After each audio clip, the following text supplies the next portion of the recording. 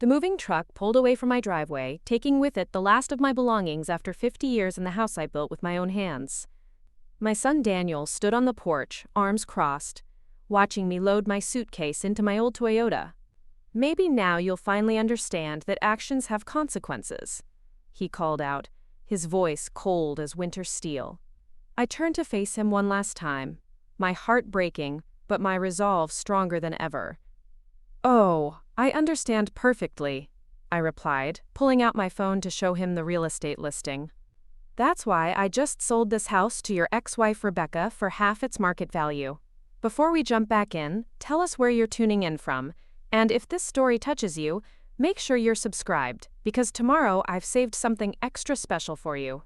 My name is Patricia Holloway, and at 72 years old, I never imagined I'd be starting over completely. The house behind me wasn't just brick and mortar. It was 5 decades of memories, dreams, and sacrifices. I'd raised Daniel there as a single mother after his father abandoned us when the boy was barely 3. I'd worked double shifts at the textile factory, came home exhausted, and still found energy to help with homework, attend every school play, and cheer from the sidelines at his baseball games. The irony wasn't lost on me that the very son I'd given everything for had just thrown me out like yesterday's garbage. But as I drove away from Maple Street for the final time, I couldn't help but smile. Daniel had no idea what he'd just set in motion. He'd spent so many years taking me for granted, treating me like an inconvenience in his perfect suburban life, that he'd forgotten who he was dealing with. I wasn't just some helpless old woman. I was Patricia Holloway, the woman who'd single-handedly built a construction empire while raising a child. The trouble had been brewing for months, ever since Daniel's second wife Veronica moved in. She was 35 to his 48, blonde, perfectly manicured, and had opinions about everything, especially about how my presence in their house was cramping their style. Never mind that it was my house, bought and paid for with my own sweat and determination. Never mind that I'd graciously moved into the small guest room when Daniel asked if he could bring his new family to live with me after his divorce. Veronica had made it clear from day one that she considered me an unwelcome third wheel. The passive-aggressive comments started immediately. "Patricia, wouldn't you be more comfortable in one of those lovely senior communities? They have such wonderful activities." Or my personal favorite, "I just think it's important for newlyweds to have their space, don't you think?" Each suggestion delivered with a saccharine smile that never reached her calculating blue eyes. But it was her treatment of Daniel's children from his first marriage that really showed me who she was. Lily, 15, and Marcus, 12, were good kids who'd been through enough trauma with their parents, messy divorce. They needed stability, not another upheaval. Yet Veronica made it abundantly clear that they weren't welcome in what she now considered her domain. The kids' weekend visits became tense affairs, with Veronica making snide comments about their manners, their clothes, their very existence. I'd bitten my tongue for months, watching my son transform into someone I barely recognized. The Daniel I'd raised was kind, thoughtful, protective of those he loved. This new version prioritized keeping his young wife happy over everything else, including his own children, and the mother who'd sacrificed everything for him. When Lily came to me in tears after Veronica told her she was too old to be playing with toys, and threw away her beloved stuffed elephant, I knew something had to change. The final confrontation happened on a Tuesday evening in March. I'd been living in the guest room for 8 months, trying my best to stay out of their way while still maintaining some connection to my family. Veronica had been dropping increasingly obvious hints about wanting me gone, but I'd held my ground. After all, it was my house, and I'd been generous enough to let them live there rent-free while they got back on their feet financially. That evening, I was in the kitchen making dinner for Lily and Marcus, who were staying with us for spring break. Their mother, Rebecca, was traveling for work, and despite Veronica's protests, I'd insisted the children were welcome in my home. I was stirring a pot of homemade spaghetti sauce when Veronica stormed in, her face flushed with anger. "This is ridiculous, Patricia. I can't live like this anymore.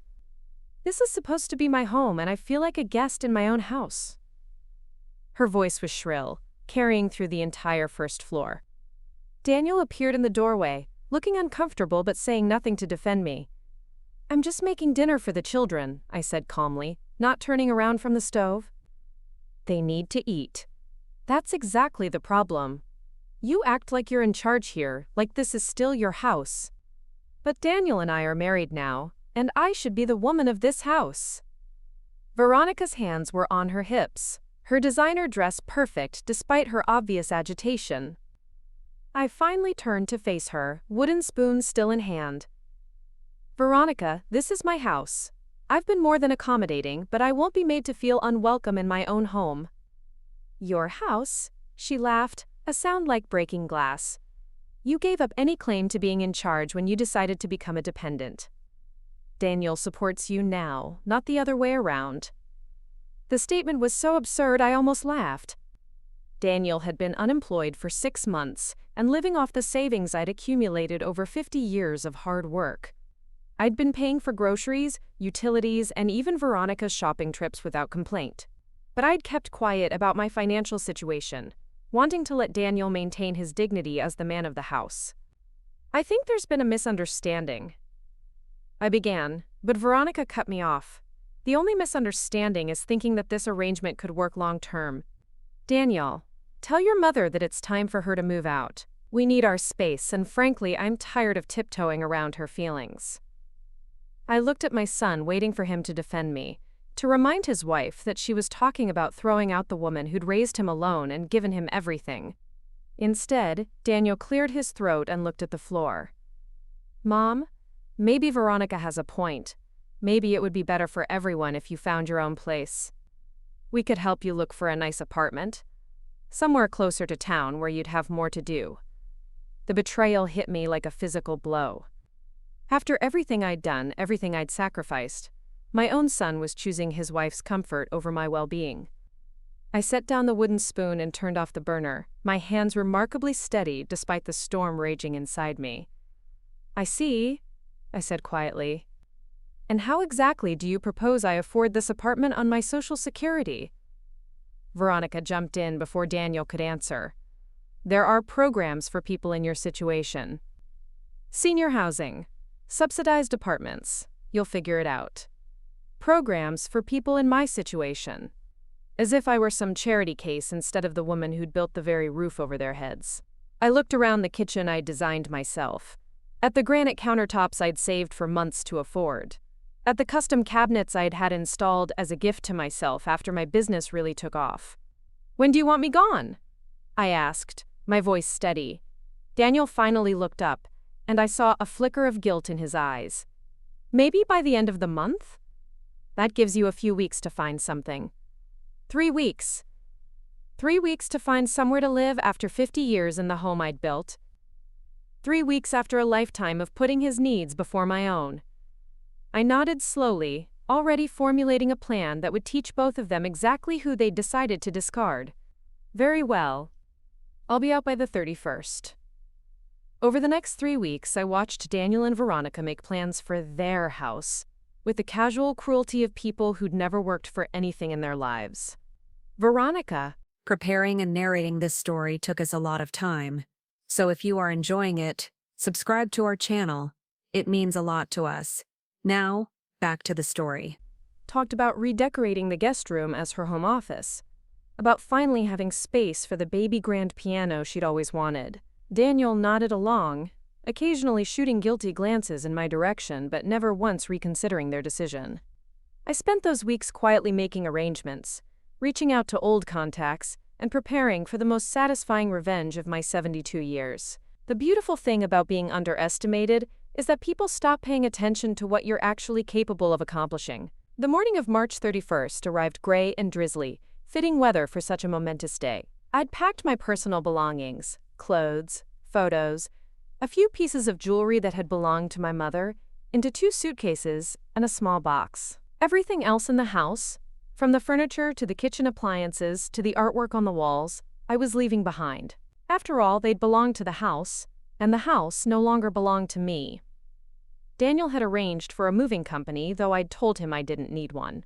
He seemed surprised by how little I was taking, but I explained that I was downsizing dramatically and wouldn't have room for much in my new living situation.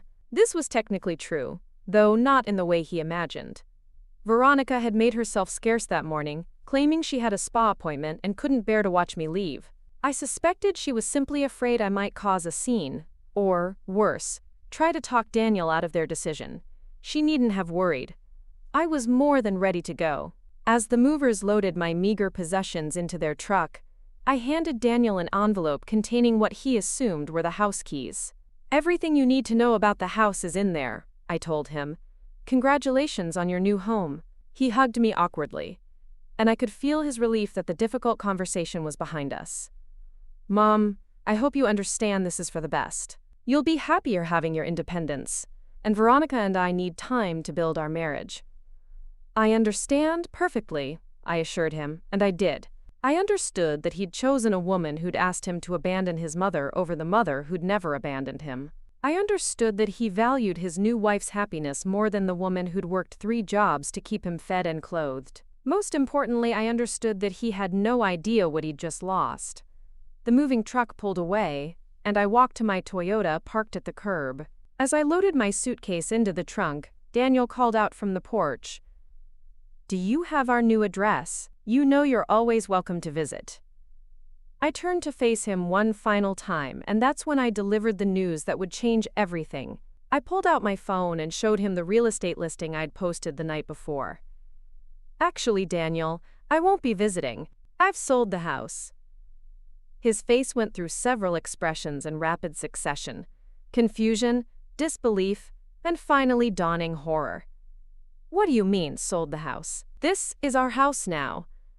"No, it was my house. I built it, I paid for it, and my name was the only one on the deed. And as of this morning, I've sold it to Rebecca for exactly half of its market value." The color drained from Daniel's face as the implications hit him. Rebecca, his ex-wife, the mother of his children, now owned the house he'd just claimed as his own, the house where he'd planned to build his new life with Veronica. "You can't do that," he stammered. "We have a verbal agreement. We've been living here for months." "As my guests," I corrected. "And now my hospitality has ended. Rebecca will be here this afternoon with the moving truck. I suggest you start packing."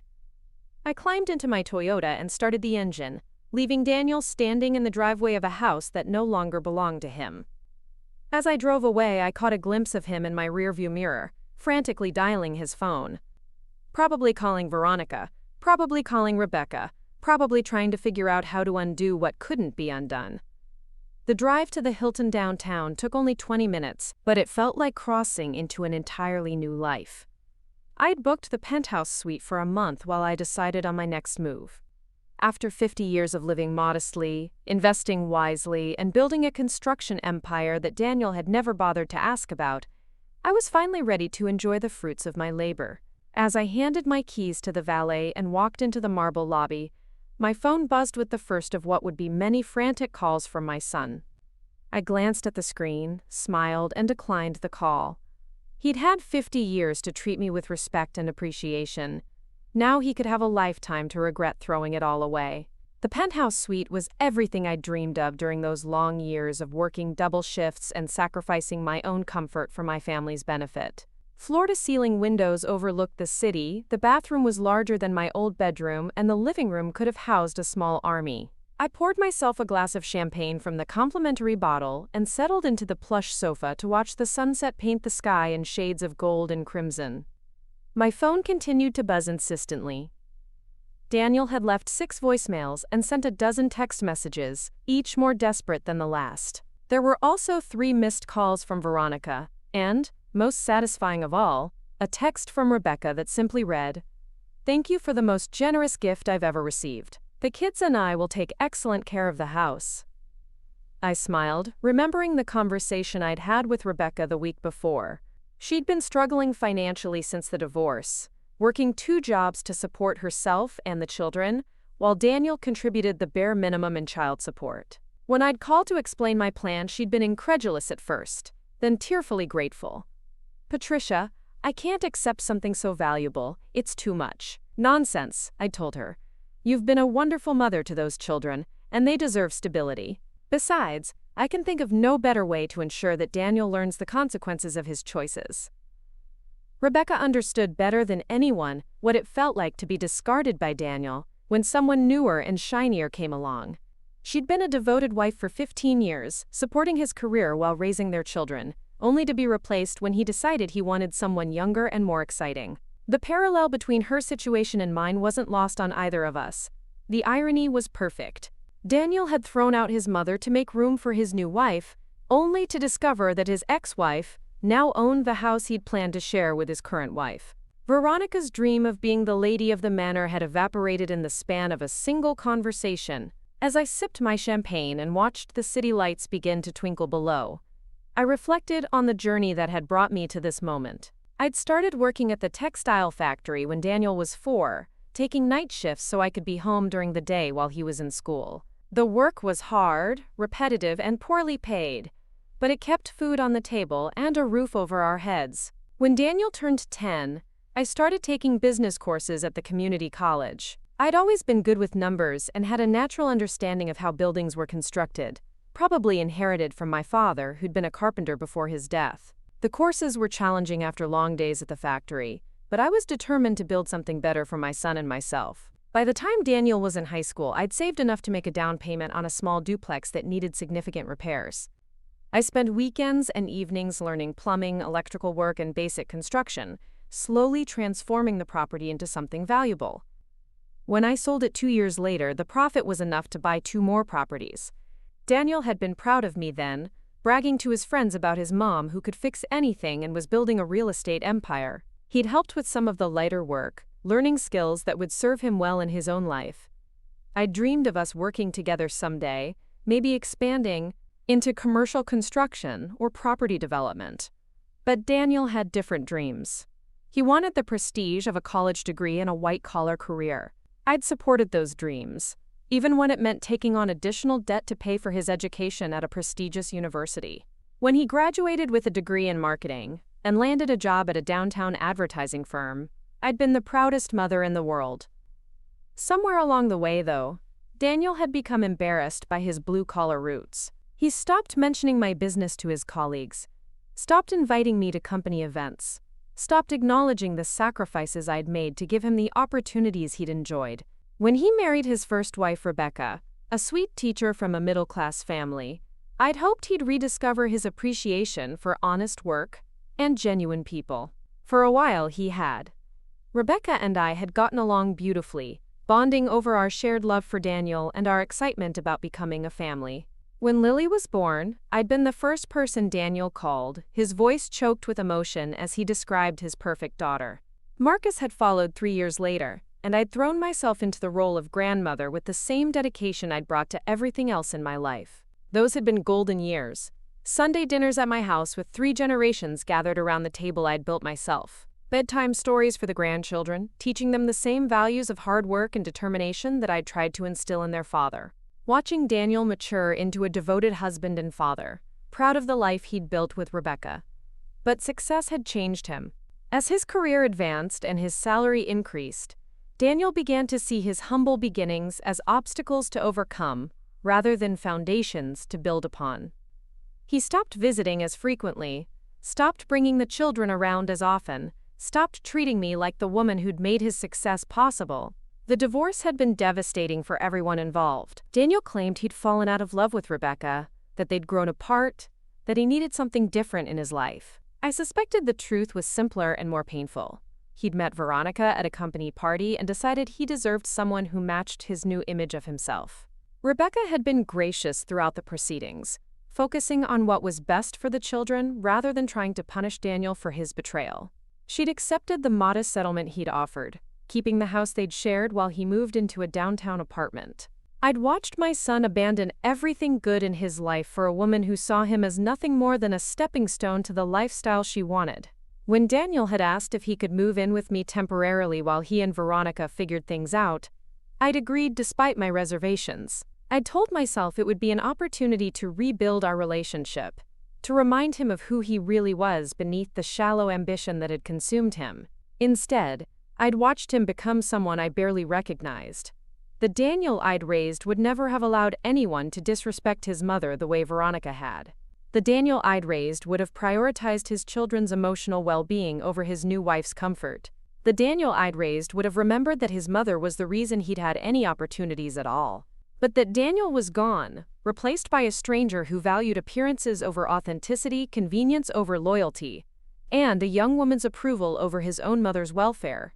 The final insult had been his assumption that I was financially dependent on him, that I needed his support to survive. If he'd bothered to ask, he would have learned that I'd built Holloway Construction into one of the most successful small companies in the state. If he'd shown any interest in my life beyond what I could do for him, he would have known that I owned commercial properties throughout the city, that my investment portfolio was worth more than he'd earn in a lifetime, that the modest lifestyle I'd maintained was a choice rather than a necessity.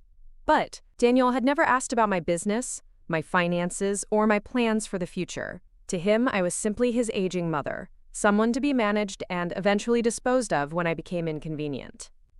He'd made assumptions based on appearances and stereotypes, never bothering to look beneath the surface. The champagne was making me philosophical, and as the night deepened outside my penthouse windows, I allowed myself to feel the full weight of the day's events. I'd lost my son, perhaps permanently, but I'd gained something more valuable, my self-respect.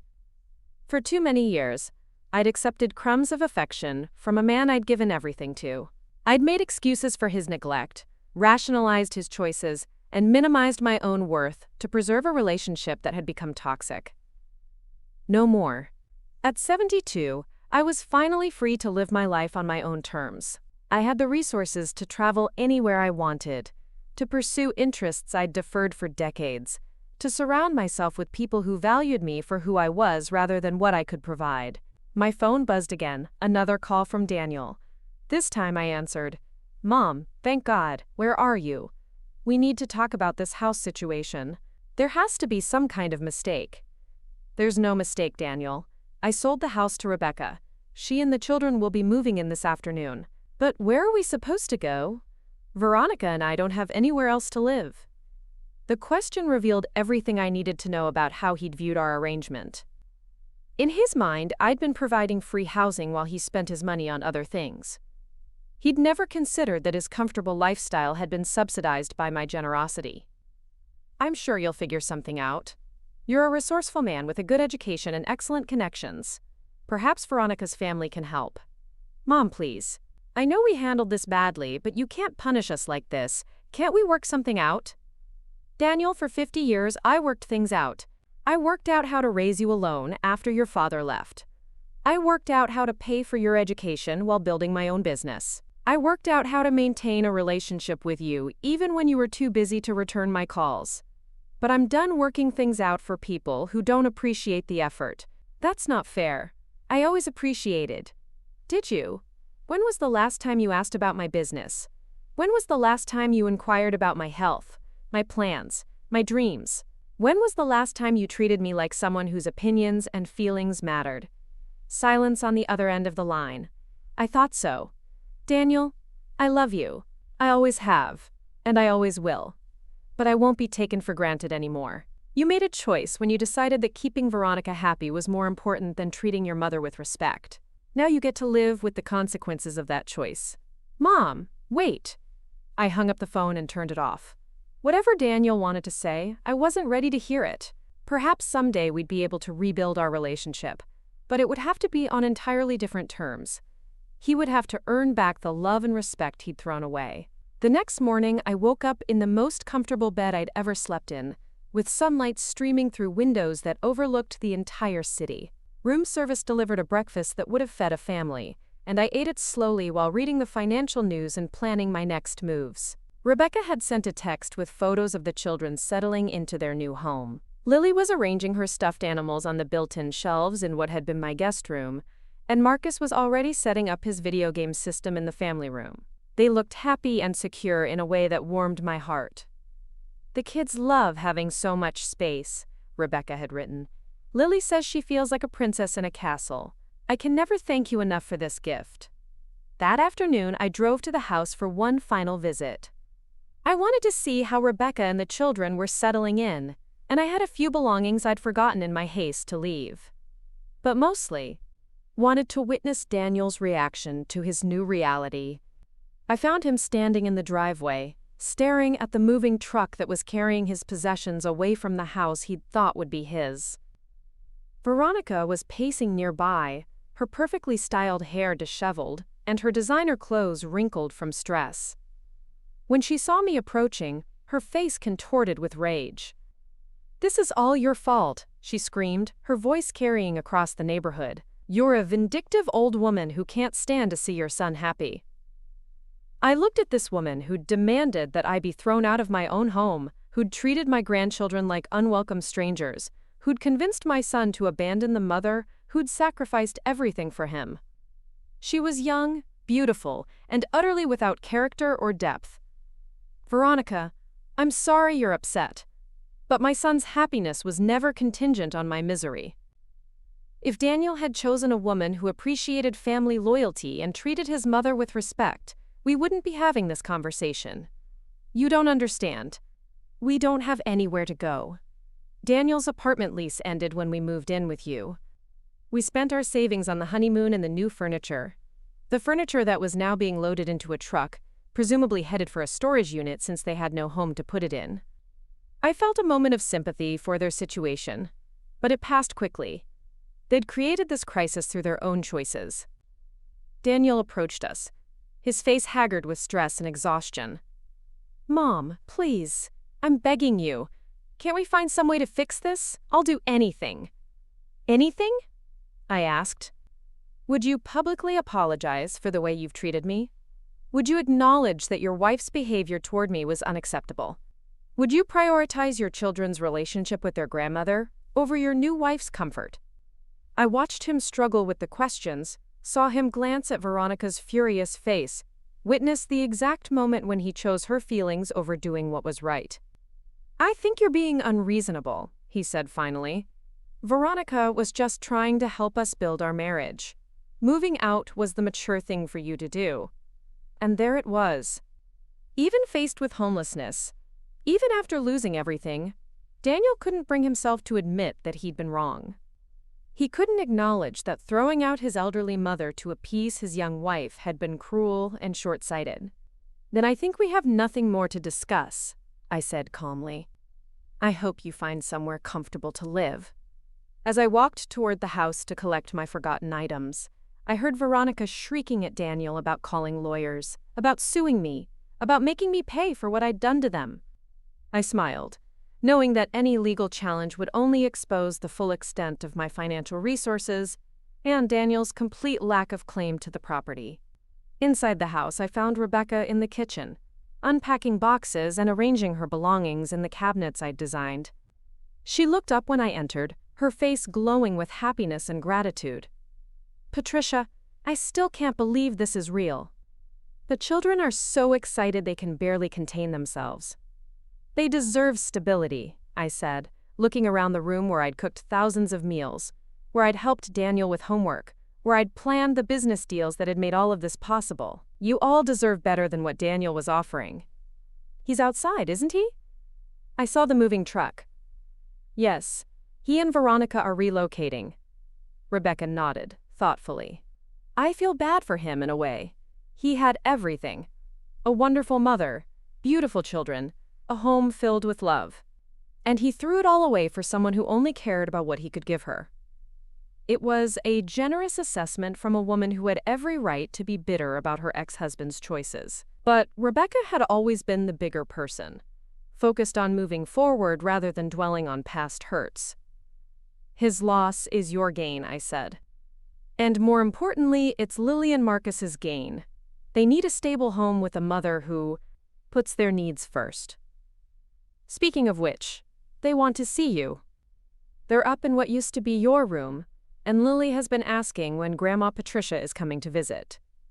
I climbed the stairs to the guest room, where I'd spent 8 months feeling like an unwelcome intruder in my own home. Now it was bright and cheerful, filled with Lily's artwork and Marcus's baseball trophies. The children ran to me as soon as I appeared in the doorway, wrapping their arms around me in the kind of enthusiastic embrace I hadn't received from their father in years. "Grandma Patricia, is it really true that you gave us this house?" Lily asked, her eyes wide with wonder. "I gave it to your mother, sweetheart." But yes, this is your home now. But where will you live? Marcus wanted to know. I'm going to find a new place, somewhere exciting where I can have adventures. Can we visit you? Lily asked. Of course. Any time you want. As I hugged my grandchildren in the room where I'd felt so unwelcome just days before, I realized that I'd gained something precious in this exchange. I'd traded a son who'd taken me for granted for grandchildren who appreciated my love. A daughter-in-law who'd dismissed me for an ex-daughter-in-law who valued my presence. The mathematical equation was simple. I'd subtracted the people who'd made me feel small and added the people who made me feel valued. The sum was a life filled with genuine love rather than obligatory tolerance. When I left the house that afternoon, I didn't look back. Daniel and Veronica were gone, probably off to figure out their next move. The moving truck had disappeared, taking with it the remnants of a dream that had been built on other people's sacrifices. I drove back to the Hilton with a sense of closure I hadn't expected to feel. My phone had dozens of missed calls and text messages, but I ignored them all. I had more important things to do than manage other people's crises. That evening, I called my real estate agent and put in an offer on a penthouse condominium overlooking the harbor. It was expensive, luxurious, and completely impractical for a woman who'd spent 50 years living modestly. In other words, it was perfect. I also made reservations for a month-long trip to Europe, something I'd dreamed of doing since I was young but had never allowed myself to consider. After a lifetime of putting everyone else's needs first, I was finally ready to prioritize my own happiness. As I fell asleep in my suite that night, I thought about the phone calls I'd ignored from Daniel. Part of me wondered if he was starting to understand what he'd lost, if he was beginning to regret the choices that had led to this moment. But a larger part of me didn't care. I'd spent 7 decades caring more about other people's feelings than my own. I'd sacrificed my dreams, my comfort, and my dignity to make other people's lives easier. I'd accepted disrespect and neglect because I thought that was what mothers were supposed to do, but I was done being a martyr.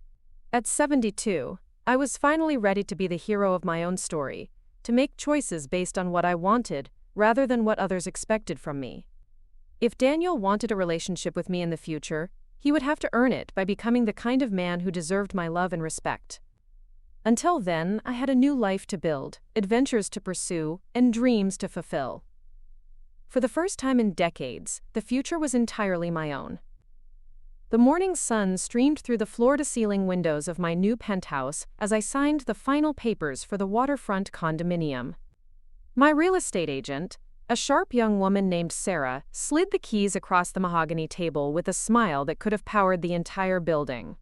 Congratulations, Mrs. Holloway. You're now the proud owner of one of the most prestigious addresses in the city.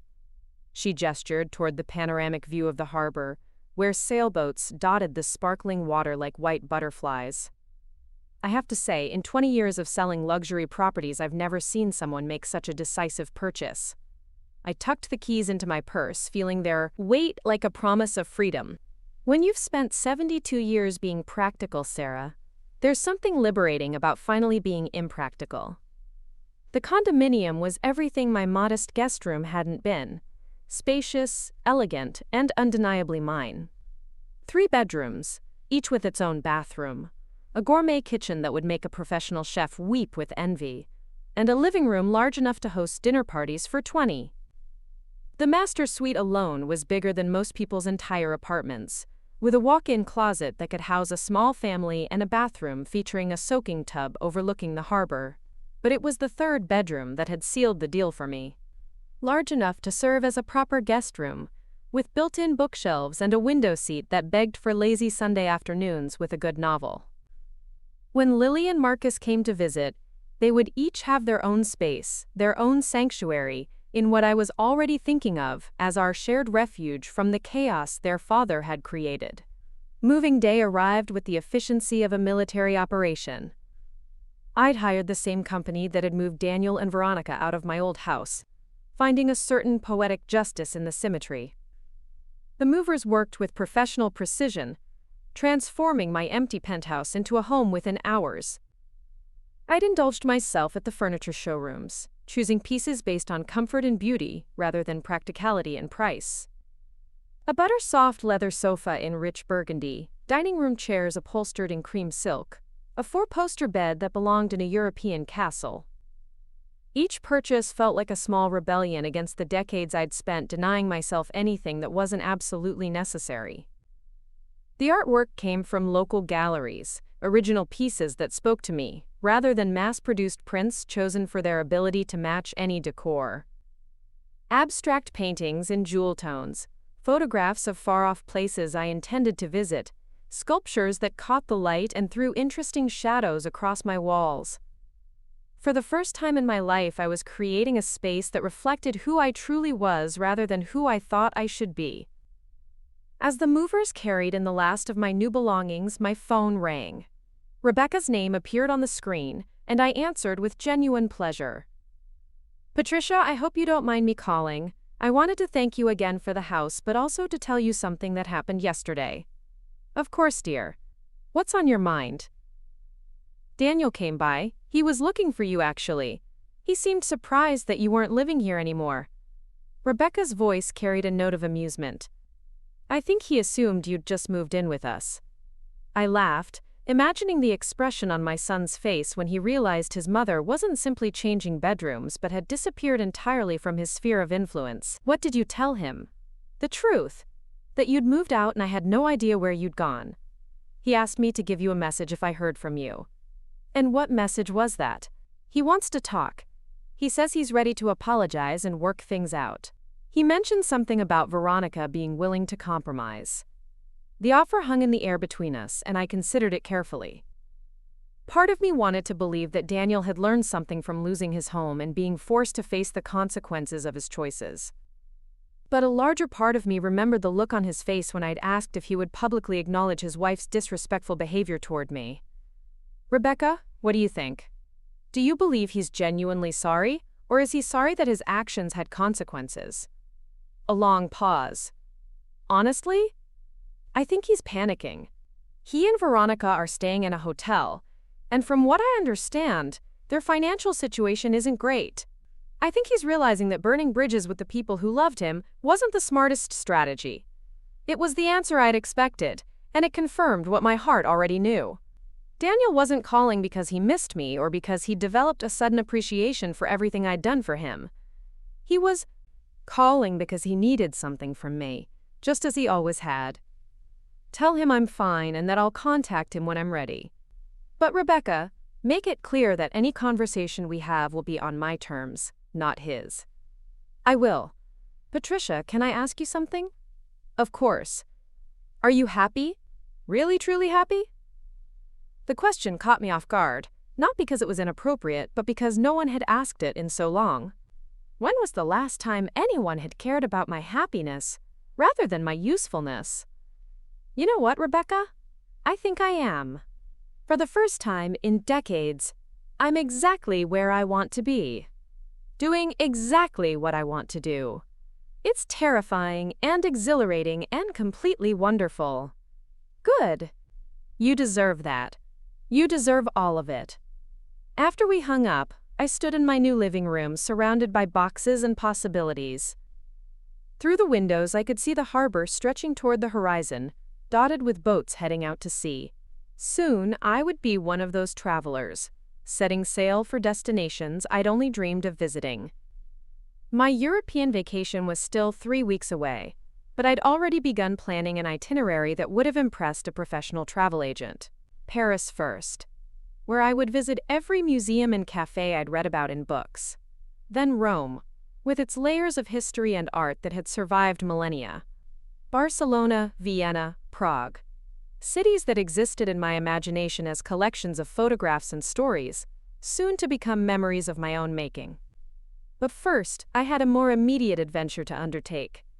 The doorbell rang, interrupting my reverie, and I opened it to find a delivery man holding an enormous bouquet of flowers. "Patricia Holloway? That's me. Special delivery from Benson's florist." The arrangement was spectacular. 24 white roses mixed with eucalyptus and baby's breath, elegant and expensive. I carried them to the kitchen and searched for the card, curious about who might be sending me flowers in my new home. The card was small and cream-colored, with a message written in careful script. "Welcome to your new beginning. With love and gratitude, Lily and Marcus." My eyes filled with tears as I read the note again. Somehow, those children had managed to find my new address and send flowers to celebrate my fresh start. In a world where their father couldn't be bothered to show genuine interest in my well-being, my grandchildren had thought to mark this milestone with a gesture of love. I called Rebecca immediately, and when she answered, I could hear children's voices in the background. "Rebecca, did you help Lily and Marcus send me flowers?" "I may have provided transportation to the florist and assisted with the payment," she said with a laugh, "but the idea was entirely theirs. They wanted to do something special for your new home." "Can I talk to them?" "Of course! Kids, Grandma Patricia is on the phone." The phone was passed around, and suddenly I was listening to both children talking at once, their excitement bubbling over as they described their first week in their new home. "Grandma Patricia, my room is so big I can do cartwheels in it," Lily announced. "And Marcus set up his drums in the basement so he doesn't bother anyone." "The backyard has a swing set that the old owners left," Marcus added. "Mom says we can have a barbecue next weekend and invite you over." "I would love that, sweetheart. But first, I want to invite both of you to see my new place. Would you like to come for lunch this Saturday?" The enthusiasm in their voices was infectious, and we spent the next few minutes planning our first official gathering in my penthouse. They wanted to know if I had a pool. Sadly, no, but the building had a beautiful rooftop deck. If they could sleep over, absolutely. And if I would teach them how to make my famous chocolate chip cookies, definitely. As we talked, I realized that I was already building the kind of relationships I'd always wanted with my grandchildren. Relaxed, joyful, built on mutual affection rather than obligation. Without the tension of Daniel and Veronica's disapproval. Without the constant worry about stepping on someone's toes or overstepping invisible boundaries, I could simply be their grandmother. After we hung up, I spent the rest of the afternoon unpacking and arranging my new belongings. Each item found its place, as if it had been waiting its entire existence for this particular home. The leather-bound books I'd collected over the years filled the built-in shelves in my study. The china that had belonged to my mother finally had a dining room worthy of its elegance. The quilts I'd made during rare, quiet evenings were draped over reading chairs and guest room beds, adding warmth and color to rooms that had seemed impossibly sophisticated. That evening, I ordered dinner from the restaurant on the building's ground floor and ate it on my terrace while watching the sunset paint the harbor in shades of pink and gold. The salmon was perfectly cooked, the wine was crisp and cold, and the company, my own, was exactly what I needed.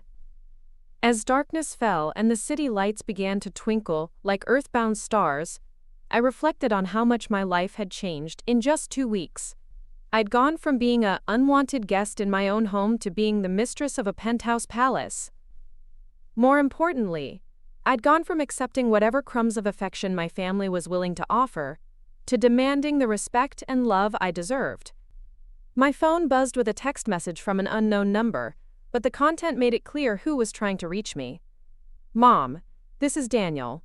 Rebecca gave me your number. We really need to talk. Can you call me back?" I stared at the message for a long time, considering my options. I could continue to ignore him, letting him stew in the consequences of his choices indefinitely.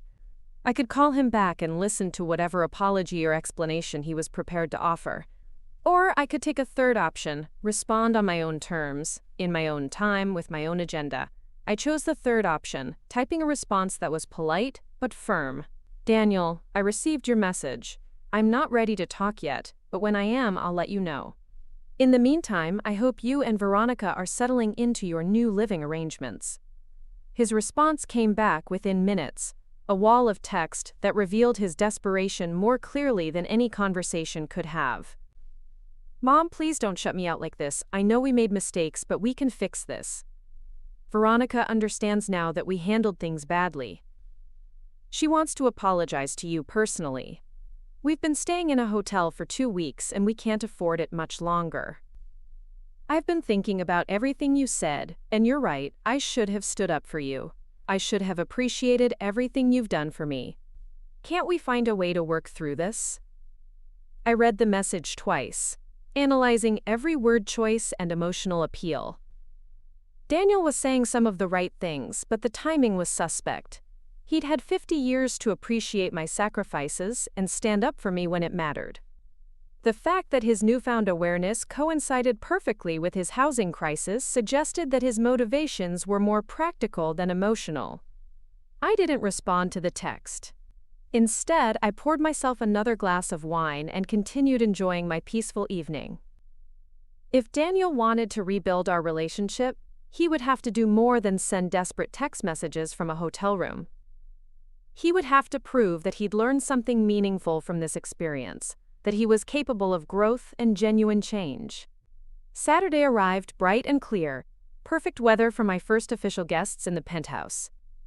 I spent the morning preparing for Lily and Marcus's visit, making sure the refrigerator was stocked with their favorite snacks and the cookie ingredients were ready for our baking session. Rebecca arrived with the children at exactly noon, her eyes widening as she took in the elegant lobby with its marble floors and crystal chandeliers. "Patricia, this place is incredible. It's like something from a magazine." The children were equally impressed, their voices echoing in the high-ceilinged elevator as we rode to the top floor. When the doors opened directly into my foyer, they stood speechless for a moment before exploding into excited chatter. "Grandma Patricia, you live in a castle?" Lily exclaimed, running to the windows to press her nose against the glass. "Look at the boats," Marcus added, pointing to the harbor spread out below us. "Can we go sailing sometime?" "We certainly can," I promised, making a mental note to research sailing charters. "But first, who's ready to make cookies?" The afternoon passed in a blur of flour, chocolate chips, and laughter. We made cookies, explored every room in the penthouse, and had an impromptu dance party in the living room. Rebecca relaxed in a way I hadn't seen since before her divorce, settling into one of my new armchairs with a cup of tea and a genuine smile. "The kids haven't been this carefree in months," she told me as we watched Lily and Marcus build a fort out of sofa cushions. "The house, this new stability, it's made such a difference in their lives. They're remarkable children. You've done an excellent job raising them, especially considering the challenges you faced." "I had help," she said meaningfully. "Even when Daniel was pulling away from his family, you were always there for the kids. Those Sunday dinners at your old house, the bedtime stories, the school plays you never missed. They remember all of it." As if summoned by our conversation, Lily appeared at my elbow with chocolate smudges on her cheek and a serious expression on her young face. "Grandma Patricia, can I ask you something?" "Of course, sweetheart. Are you mad at Daddy?" The question caught me off guard with its directness. I looked into my granddaughter's intelligent eyes and realized she deserved an honest answer, or at least as honest as I could make it appropriate for a 15-year-old. "I'm disappointed in some of the choices your father has made," I said carefully. "But I'm not mad at him. Sometimes adults have to make difficult decisions about the relationships in their lives." "He came to see us yesterday," she continued. "He seemed really sad. He asked if we'd heard from you. Marcus joined our conversation, abandoning his fort construction. He said he misses you and wants to fix things." I felt a familiar tug of maternal concern, the same instinct that had driven me to protect and provide for Daniel throughout his childhood. But I'd learned the hard way that protecting someone from the consequences of their actions wasn't really protection at all. It was enabling. "What do you think about that?" I asked the children, curious about their perspective on their father's situation. Lily considered the question with the seriousness of someone much older. "I think he should have thought about missing you before he made you leave. It's like when I was mean to Emma Rodriguez at school and then wanted to be friends again after I found out her dad worked for a movie studio." "That's a very wise observation," I said, impressed by her insight. "But he's still our dad," Marcus added with the loyalty that children maintain even when their parents disappoint them. "Maybe you could give him another chance?" Before I could respond, my phone rang.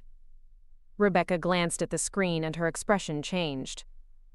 "It's Daniel," she said quietly. I looked at the children, who were watching me with hopeful expressions, and made a decision that surprised even me. I'll take it. I answered the phone and immediately heard the sounds of traffic and city noise in the background. Mom, thank God you answered. I've been trying to reach you for days. I know. I've been busy settling into my new home. Your new home? Mom, where are you living? Rebecca wouldn't tell me, and I've been worried sick. There was something almost comical about Daniel worrying about my living situation while he was the one calling from what sounded like a street corner. But I kept my voice neutral. I'm fine, Daniel. I have a beautiful new place with plenty of room for the grandchildren to visit. Can I see you? Please? I know I messed up, but I want to make this right. I looked at Lily and Marcus, who were pretending not to listen, while hanging on every word. Their hopeful faces reminded me that whatever issues I had with their father, they loved him and wanted their family relationships to be healthy. I'll consider it, I said finally, but any conversation we have will be on my terms, Daniel. I won't be manipulated or guilted into accepting an apology that's motivated by convenience rather than genuine remorse. I understand. Whatever you want. Just please don't shut me out forever. After I hung up, the children looked at me with barely contained excitement. Does that mean you might forgive Daddy? Lily asked. It means I might listen to what he has to say. I corrected. Forgiveness is earned, sweetheart, not given automatically. The rest of the afternoon passed pleasantly, but the phone call had introduced a note of complexity into what had been a perfectly simple day. As Rebecca prepared to leave with the children, she pulled me aside for a private word. Thank you for taking his call. I know it wasn't easy. The children loved their father. I won't punish them for his mistakes by refusing to even speak with him. What will you do if he calls again? I considered the question, weighing my desire for peace against my need for genuine respect and change. I'll give him one chance to prove he's learned something from this experience. But if he wastes it, if he tries to minimize what happened or shift the blame, then we're done permanently. That evening, as I cleaned up the remnants of our cookie-making session and straightened the cushions from the children's fort, I felt a sense of contentment I hadn't experienced in years. My home had been filled with laughter and love, the kind of natural joy that comes from relationships built on mutual respect and genuine affection. But Daniel's call had reminded me that my new life couldn't exist in complete isolation from my old one. Like it or not, I would have to decide what kind of relationship, if any, I wanted to have with my son going forward. My phone buzzed with another text message, this one longer and more carefully composed than his previous attempts. Mom, I've been doing a lot of thinking since we talked today. I know I can't undo the hurt I've caused, but I want you to know that I'm finally understanding what I lost when I chose Veronica's demands over your dignity. You gave me everything, your love, your sacrifice, your unwavering support, and I repaid you by treating you like an inconvenience. I was wrong. Veronica was wrong. And I'm ready to do whatever it takes to earn your forgiveness. Would you be willing to meet me for coffee? Just the two of us. No agenda except giving me a chance to apologize properly. I love you, Mom.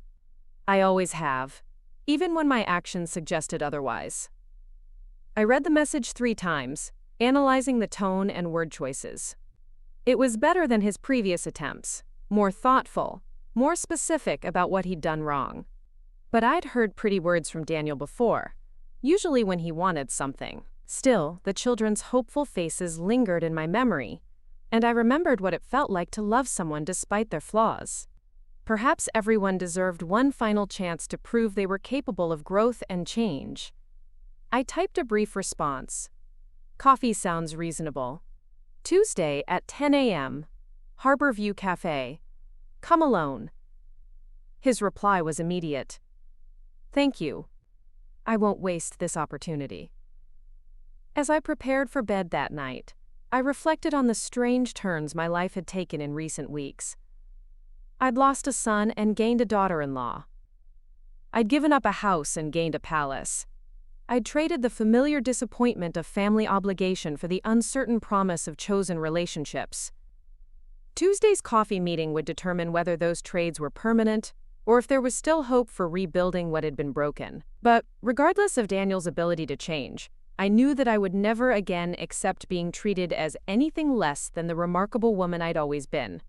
The harbor lights twinkled outside my bedroom windows as I drifted off to sleep, secure in the knowledge that whatever tomorrow brought, I would face it from a position of strength rather than supplication. At 72, I was finally living life on my own terms, and that felt like the greatest victory of all. Tuesday morning arrived with a gentle rain that transformed the harbor into a impressionist painting of gray and silver. I dressed carefully for my coffee meeting with Daniel, choosing a navy blue dress that struck the right balance between elegant and approachable. The woman looking back at me from the mirror was someone I barely recognized, confident, well-groomed, radiating the kind of quiet authority that comes from finally knowing your own worth. Harborview Cafe occupied the ground floor of a converted warehouse, its exposed brick walls and industrial light fixtures creating an atmosphere that was both trendy and comfortable. I arrived 10 minutes early, selecting a corner table where I could see the entrance, while maintaining some privacy for what promised to be an emotionally charged conversation. Daniel appeared in the doorway exactly at 10, scanning the room until his eyes found mine. The man who approached my table looked older than his 48 years, his usually perfect hair disheveled, and his expensive suit wrinkled as if he'd slept in it. Dark circles under his eyes suggested he hadn't been sleeping well, and the nervous energy radiating from him was palpable even from across the room. "Mom," he said as he reached my table, his voice carrying a mixture of relief and apprehension. "Thank you for agreeing to see me." I gestured to the chair across from me. "Sit down, Daniel. You said you wanted to apologize properly. I'm here to listen." He settled into his chair with the careful movements of someone who wasn't sure of his welcome. When the waitress approached, he ordered black coffee with shaking hands, while I sipped the lavender latte I'd already been enjoying. "I don't know where to start," he began, staring down at his hands. "There's so much I need to say, so much I need to explain." "Start with the truth," I suggested. "Not the version that makes you look better, but the actual truth about what happened and why." Daniel took a deep breath, and when he looked up, I saw something in his eyes I hadn't seen in years. Genuine vulnerability mixed with what appeared to be honest remorse. "The truth is that I became someone I don't recognize. Somewhere along the way, I started believing that success meant leaving behind everything that reminded me of where I came from. You represented a part of my past that I was ashamed of, and instead of being grateful for the sacrifices that made my success possible, I decided you were an obstacle to the image I wanted to project." It was a more honest assessment than I'd expected, and I found myself leaning forward slightly, curious to hear more. "When I married Veronica, she didn't just criticize you. She criticized the part of me that came from you. The part that valued hard work over appearances, substance over style. Instead of defending those values, I let her convince me that they were somehow inferior. I was so desperate to fit into her world that I was willing to sacrifice everything that made me who I really was." The waitress brought his coffee, and Daniel wrapped his hands around the mug as if seeking warmth. "I told myself that asking you to move out was practical, that it was what mature adults do when they get married. But the truth is, I was embarrassed by you. Not because of anything you did wrong, but because your presence reminded me of truths about myself that I wasn't ready to face." His words hung in the air between us, and I studied his face carefully. There was something different about his demeanor, a humility I hadn't seen since he was a child confessing to breaking a neighbor's window with a poorly aimed baseball. "Go on," I said quietly. "The worst part is that I convinced myself I was protecting you by not including you in our social activities. I told myself that you wouldn't enjoy dinner parties with my colleagues or company events with Veronica's friends. But the real reason was that I was afraid they would judge me for having a mother who worked with her hands, instead of having an advanced degree." Daniel's voice cracked slightly, and I saw tears beginning to form in his eyes. I was so focused on what other people might think that I completely lost sight of what actually mattered. I had a mother who built a successful business from nothing, who raised me alone after Dad left, who worked 3 jobs to pay for my education. Instead of being proud of that incredible woman, I treated her like a burden to be managed. The cafe had grown busier during our conversation, the morning rush filling tables around us with the comfortable murmur of casual conversation. But our corner felt isolated, suspended in the gravity of words that couldn't be taken back. When you revealed that you had money, my first reaction wasn't admiration for your financial acumen or pride in your success. It was panic because I realized I'd completely misjudged the situation. I'd been treating you like you needed my support when the reality was that you'd been quietly subsidizing my lifestyle for months. "How long have you known about my business?" I asked, curious about when the full scope of his ignorance had become clear to him. "I didn't know anything until after you sold the house. I spent hours researching Holloway construction, reading articles about your projects, looking at the commercial properties you own. Mom, you're not just successful, you're a powerhouse in this industry. And I never bothered to ask about any of it." He pulled out his phone and showed me a screenshot of an article from the local business journal. The headline read, "Local Construction Pioneer Celebrates 30 Years of Excellence." And the accompanying photo showed me accepting an award for outstanding achievement in sustainable building practices. "This article is from last year. You were recognized as one of the top small business owners in the state, and I had no idea. I was so busy being embarrassed by what I thought you were that I never took the time to learn who you actually are." I remembered that awards ceremony, how I'd hoped Daniel might attend if I mentioned it. But he'd been busy that weekend, something about a couple's retreat with Veronica, and I hadn't pushed the issue. It hadn't occurred to me that he would have been proud rather than embarrassed if he'd understood what the recognition meant. "What about Veronica?" I asked. "Where does she stand in all of this newfound clarity?" Daniel's expression darkened, and he looked away toward the rain-streaked windows. "Veronica and I are separated.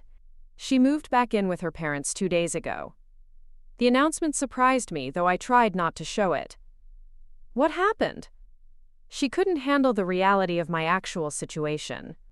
When we were living in your house, surrounded by the lifestyle your generosity provided, she could maintain the illusion that she'd married someone with real financial security. But when we ended up in a hotel room with maxed-out credit cards and no prospects for stable housing, the fantasy crumbled pretty quickly." "I'm sorry," I said, and found that I meant it despite everything Veronica had put me through. "Don't be." The separation forced me to confront some uncomfortable truths about the kind of man I'd become. I married Veronica because she represented the life I thought I wanted. Sophisticated, glamorous, uncomplicated by the messiness of real history. But when things got difficult, she disappeared. Rebecca, on the other hand, stood by me through unemployment, financial stress, and all the challenges of raising children.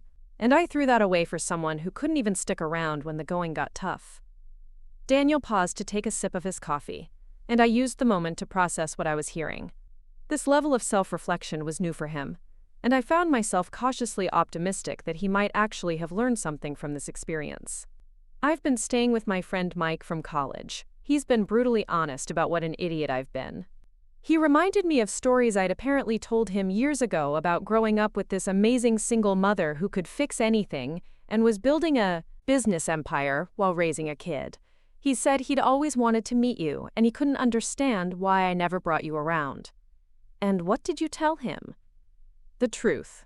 That I'd become ashamed of the best person in my life because I was too insecure to appreciate what real strength and character look like." We sat in silence for several minutes, the weight of his confession settling between us. Outside, the rain had intensified, creating a cocoon of privacy around our conversation. "Daniel," I said finally, "I appreciate your honesty, and I believe that you've gained some important insights from this experience. But I need you to understand something. You didn't just hurt my feelings or damage my pride. You made fundamental choices about who deserved your loyalty and respect, and those choices revealed something about your character that can't be undone with an apology." He nodded, tears now flowing freely down his cheeks. I know I've probably lost you forever, and I accept that it's my own fault.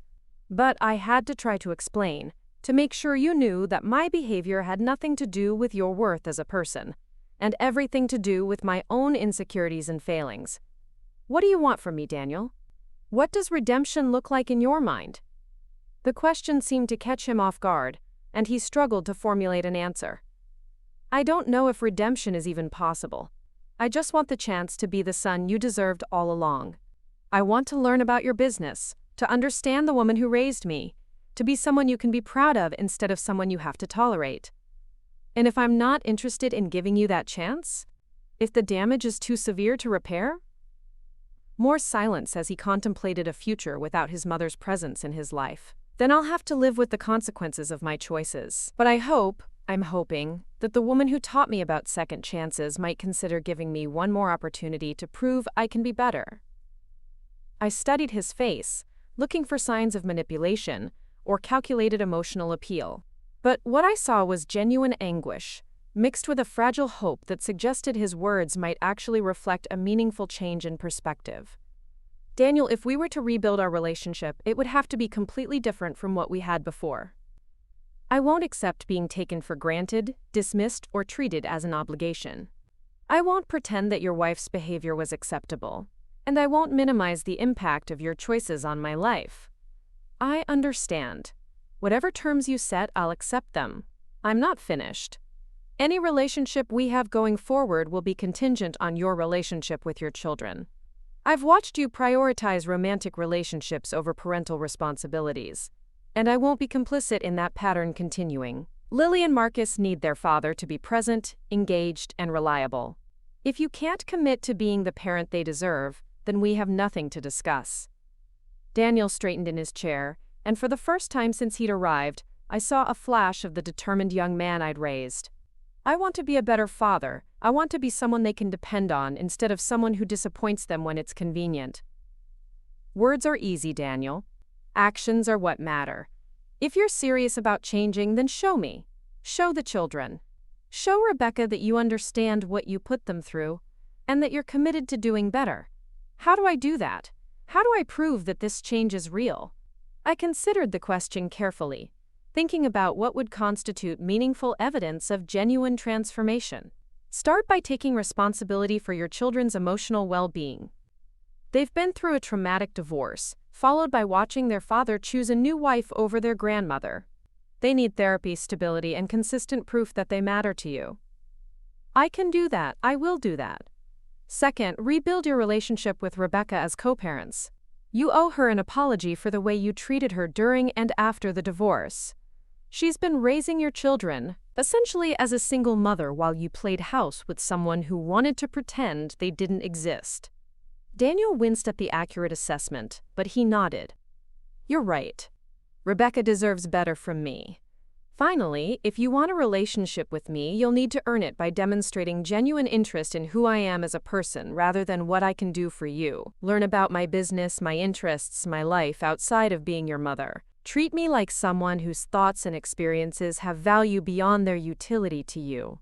I want to do all of that. I want to know the woman who built Holloway Construction, who raised me alone, who somehow managed to accumulate millions of dollars while I thought she was struggling financially. I want to understand how I could have been so blind to the remarkable person who was right in front of me.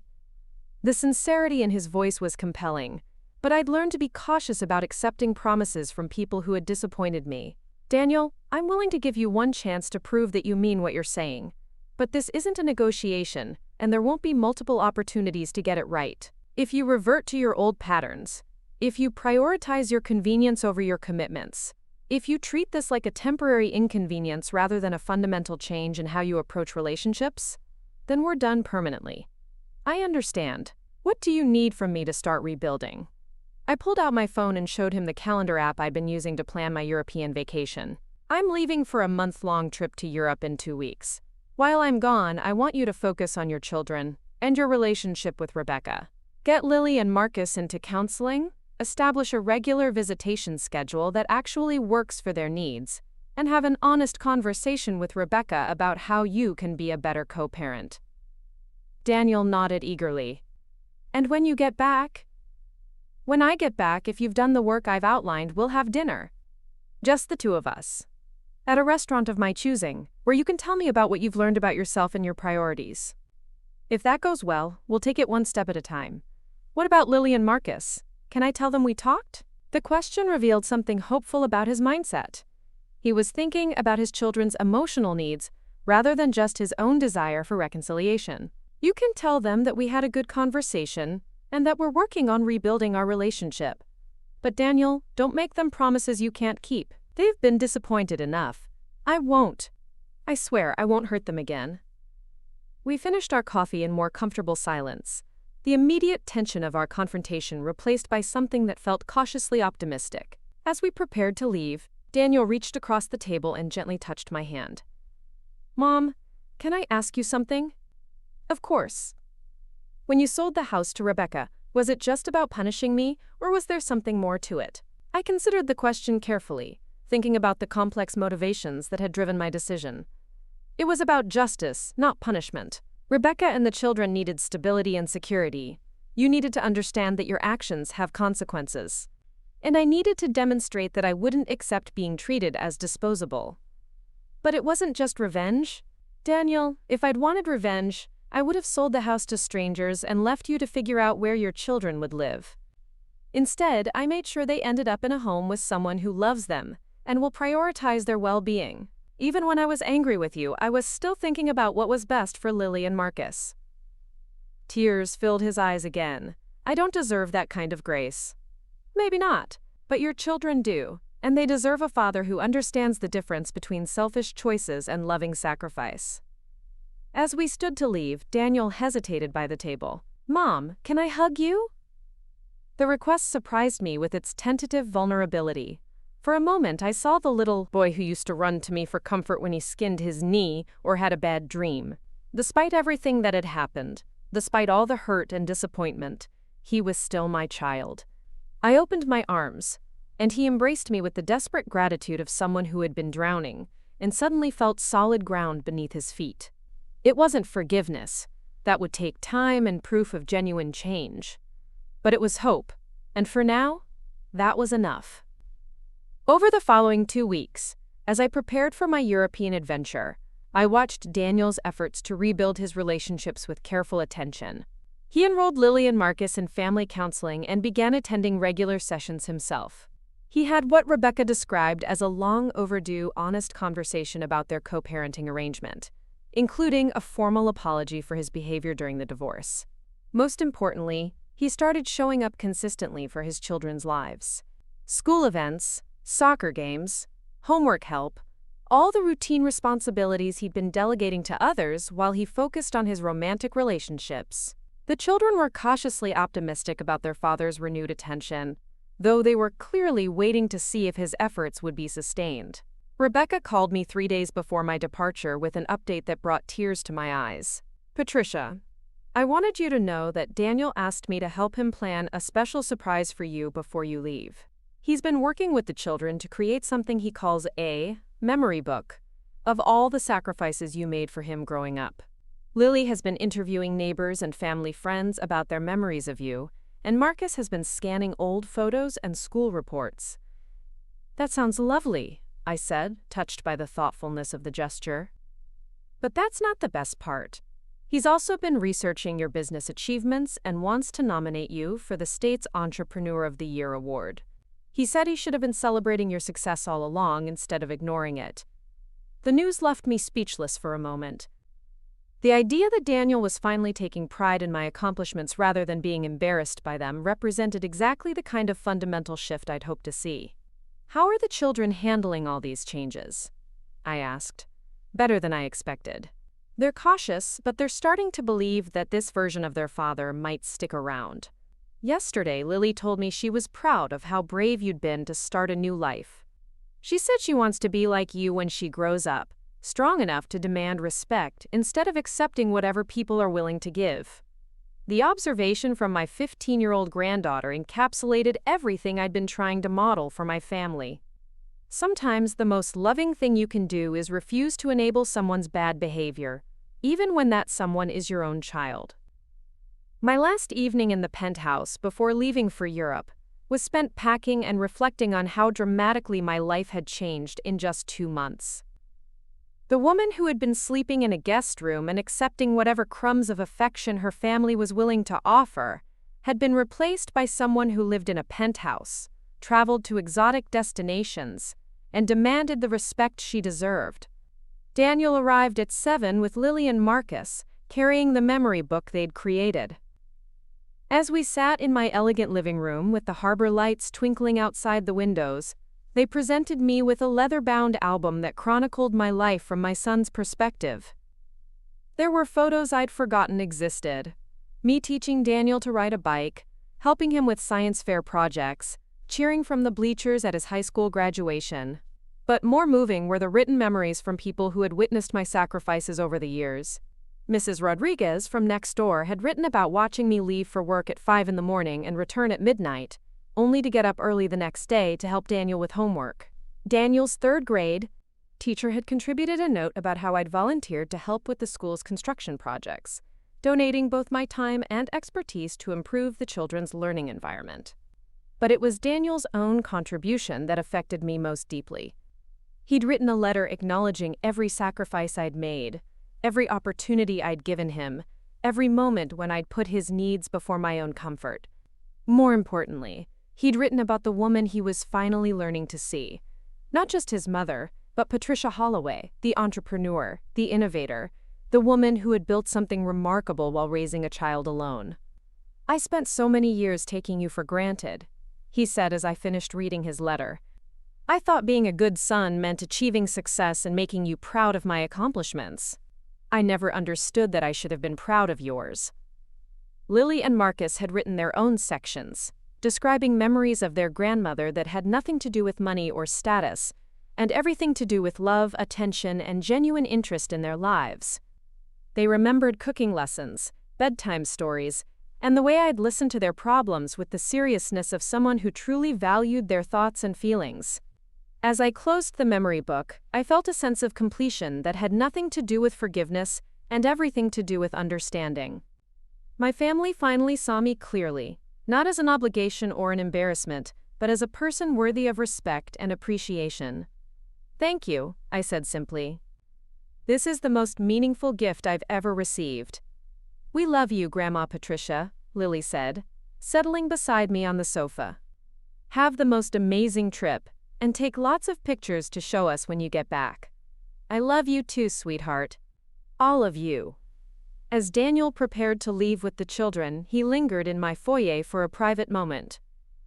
"Mom, I know I have a lot of work left to do to earn your trust back. But I want you to know that regardless of what happens between us, this experience has changed me permanently. I understand now what I lost when I chose appearances over authenticity, convenience over loyalty. I won't make those mistakes again." "I believe you," I said, and realized that I actually did. "Daniel, I'm proud of the work you're doing to become a better father and a better man. That's all I ever really wanted. For you to be someone worthy of the sacrifices that made your opportunities possible." The next morning, as my taxi pulled up to take me to the airport, I took one last look at the penthouse that had become my sanctuary. In 2 months, I'd gone from being an unwanted guest in my own home to being the mistress of a palace that reflected my true worth and accomplishments. But more importantly, I'd rediscovered my own strength and refused to accept being treated as anything less than the remarkable woman I'd always been. The scared, desperate mother who had accepted whatever crumbs of affection her family was willing to offer had been replaced by someone who demanded genuine respect and appreciation. As the plane lifted off toward my European adventure, I smiled at the thought of all the experiences waiting for me. Museums in Paris, historical sites in Rome, galleries in Barcelona. All the cultural treasures I'd dreamed of seeing but never allowed myself to pursue. At 72, I was finally living the life I'd always deserved. Whether Daniel would be part of that life remained to be seen, but either way, I was no longer willing to settle for less than I was worth. The flight attendant offered me champagne as we reached cruising altitude, and I accepted it with the confidence of someone who had finally learned that she deserved to celebrate herself.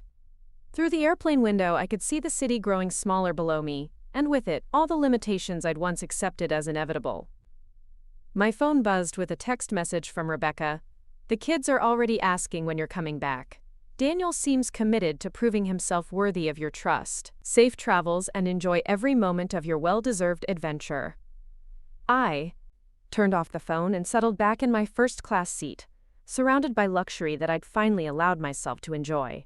For the first time in my life, I was traveling not as someone's mother or grandmother or supporter, but simply as Patricia Holloway, a woman with her own dreams, her own money, and her own magnificent future stretching out before her like an endless horizon of possibility. Up next, You've got 2 more standout stories right on your screen. If this one hit the mark, you won't want to pass these up, just click and check them out.